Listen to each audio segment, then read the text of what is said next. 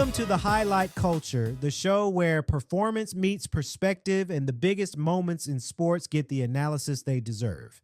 Here we go beyond the box score. We break down the plays that change games, the athletes who shape eras, and the stories that define this generation of competition.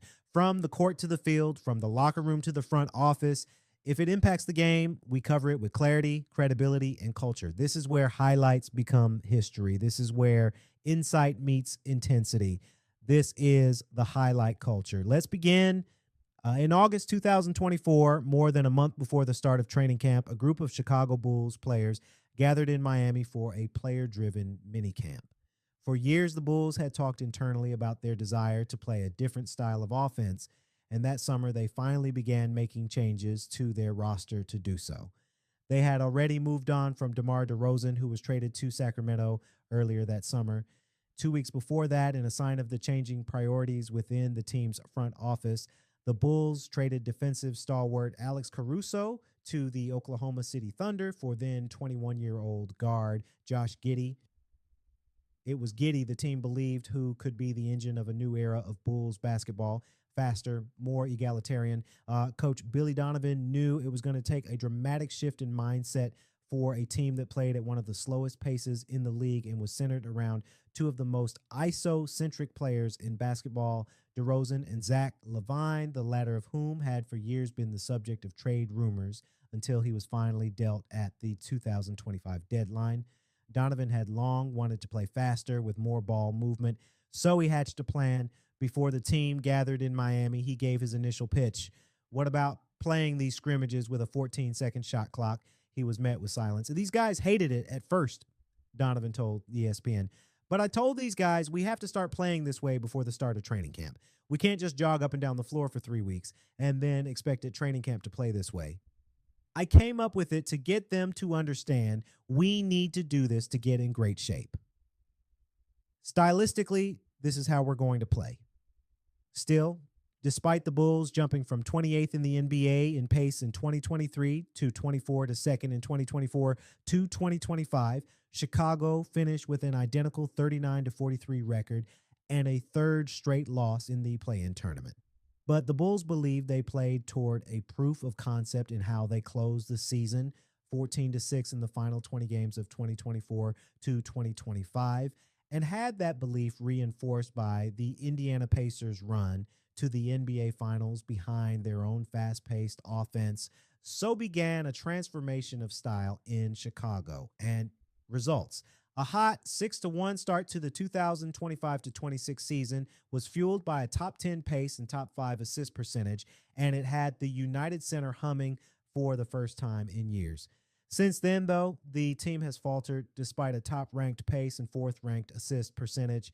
At 9-10, the Bulls have fallen from first in the East to 10th, firmly in their usual position of competing for the play-in. Which begs an interminable question in Chicago. Did the Bulls actually discover something last season and during the beginning of this one, or was it a mirage? Are they more 6-1 or 3-9?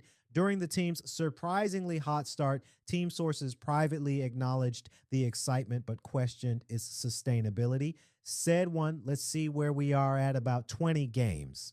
The Bulls' cross-state rival, the Pacers, went on an improbable run to the finals with a deep roster and an up-tempo style built on multiple ball handlers and ball movement. The Bulls looked at their final 20 games of the 2024 to 2025 season. Then they looked at the Pacers, their roster, their style, and saw a blueprint of what they could be if they charted the same course. That's who we have to be, Donovan said. We have to be better than the sum of our parts. Everybody sees Indiana play, and the thing that everybody goes to right away is, oh, their pace, their pace, their pace. The one thing that Indiana probably doesn't get enough credit for is, yes, they play really, really fast, and Tyrese Halliburton's a unique playmaker back there, but the physicality of those guys defensively is where our evolution has to continue. They stole our mojo, a Pacers team source told ESPN. They said before the season they were going to emulate our play style, Giddey playing the role as Tyrese, the fast pace, the late game comebacks, wearing teams down. Multiple Bulls team sources acknowledge the similarities between what they are trying to build and the way Indiana constructed a contender. But with two big caveats, the Pacers played stingier defense, ranked 13th in defensive efficiency last season, and paired a second star with their point guard. Chicago made a bold move to acquire Giddey from Oklahoma City in June 2024, sending Caruso, a defensive stalwart and coveted role player, in a one-for-one exchange that left many around the league baffled that the Bulls didn't get additional draft compensation.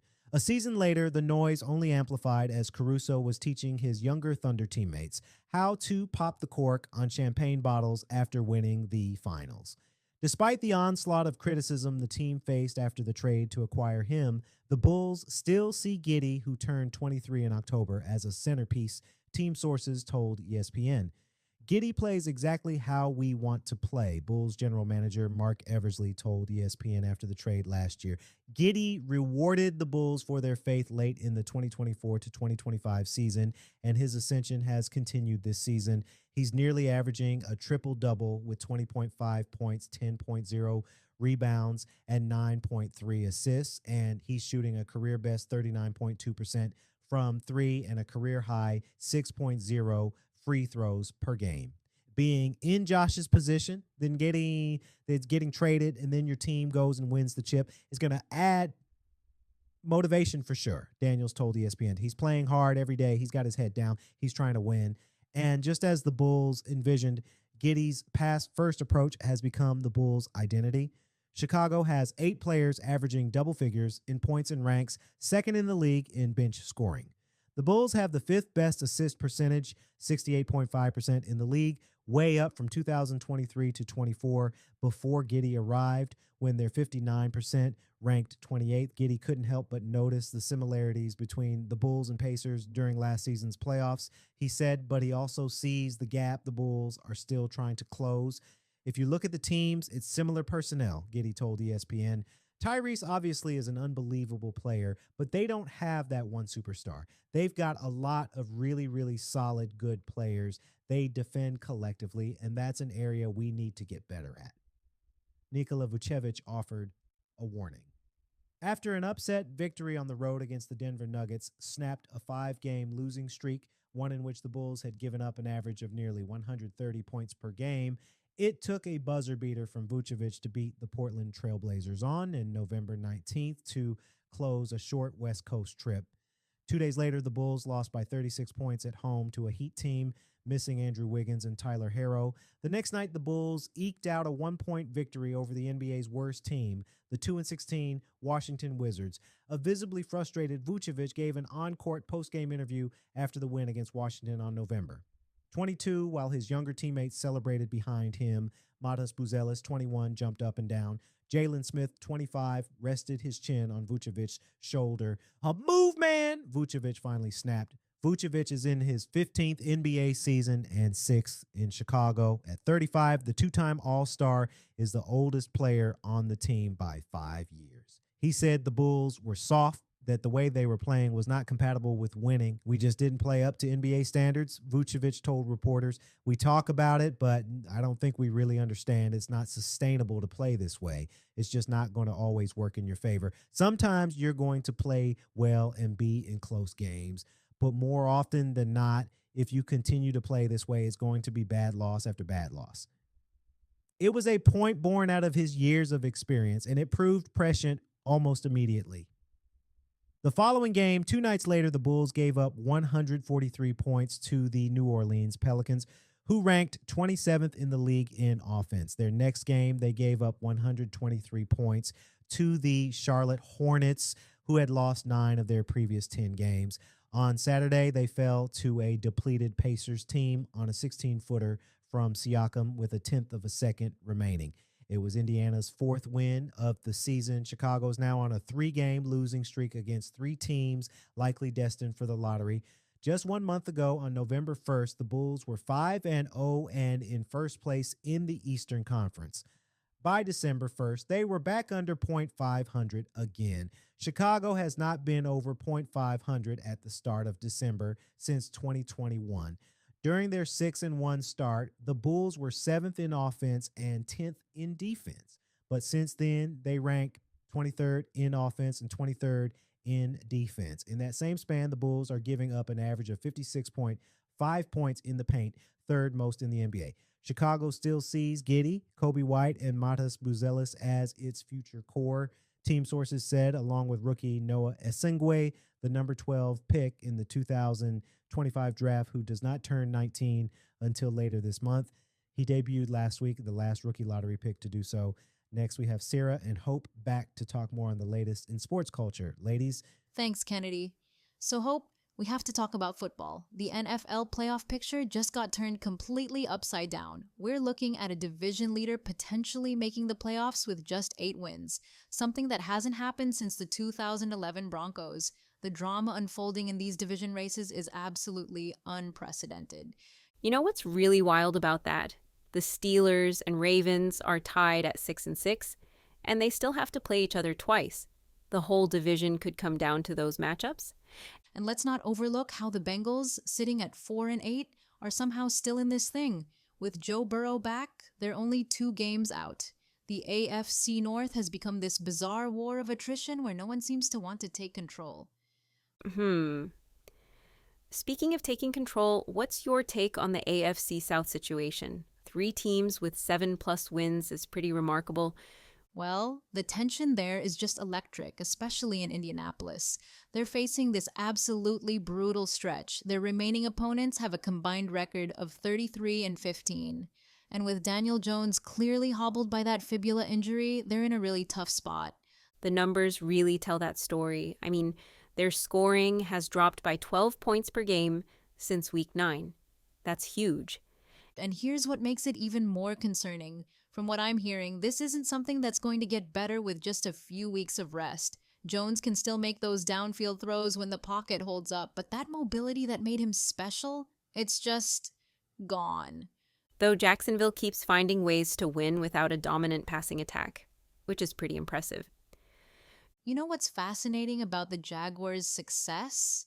They're doing it with this really balanced approach, but let's shift gears to the NFC West because, oh my goodness, we might be looking at the 2 best teams in the conference there. Right, and that first Rams-Seahawks matchup coming down to a last-second field goal just adds to the drama. And don't sleep on the 49ers at 9-4. Even with all their injuries, they've managed to stay right in the mix. That soft schedule coming out of their bye week could be exactly what they need to make a real push. Though they'll have to earn it with those final games against the Colts, Bears, and Seahawks, all division leaders. Let's talk about Bryce Young's situation in Carolina because this is absolutely fascinating.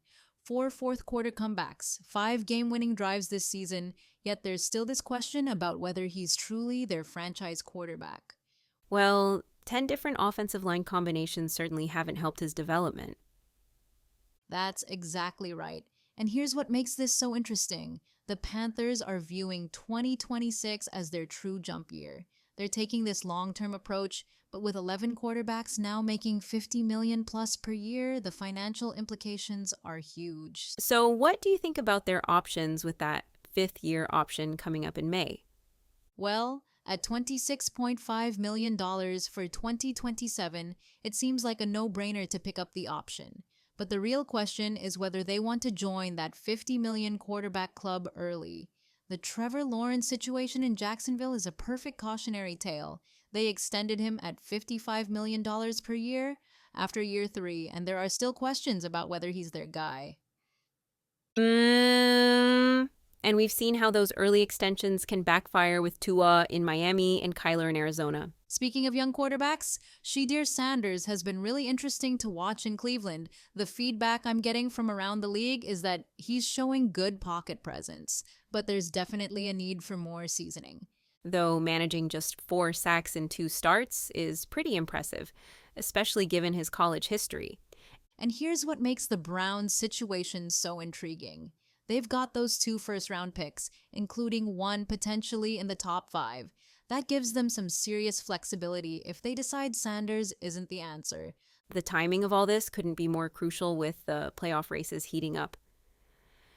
You know what's going to be fascinating to watch? How teams manage these injuries down the stretch. The Patriots losing both Milton Williams and Will Campbell, Detroit potentially without Amon-Ra St. Brown, Justin Herbert's hand surgery, these could all have massive playoff implications.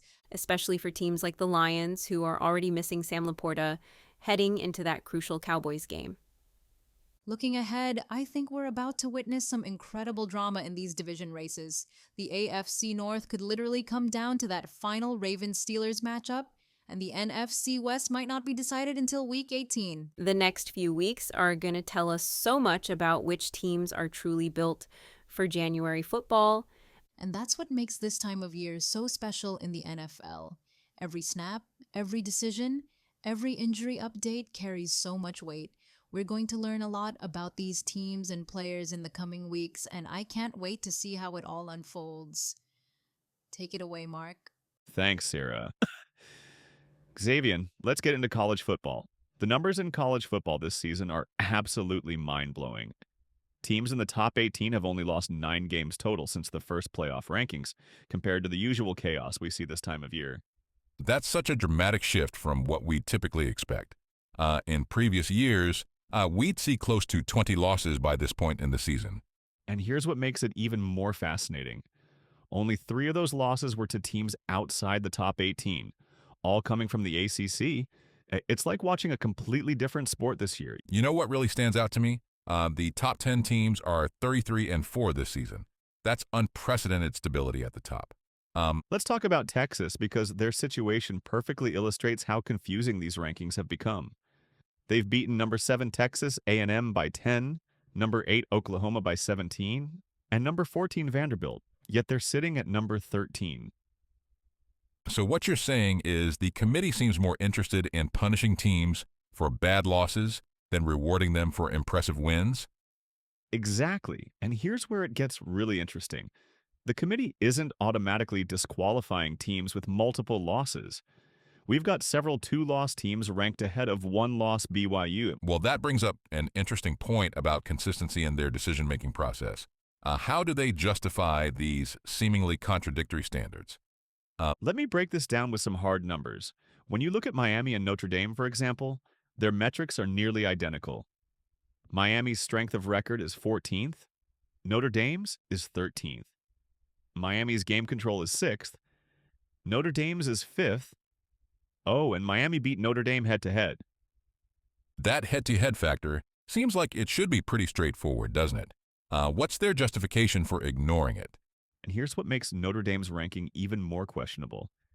6 of their 10 wins came against teams that beat 0 or one other Power 4 opponent.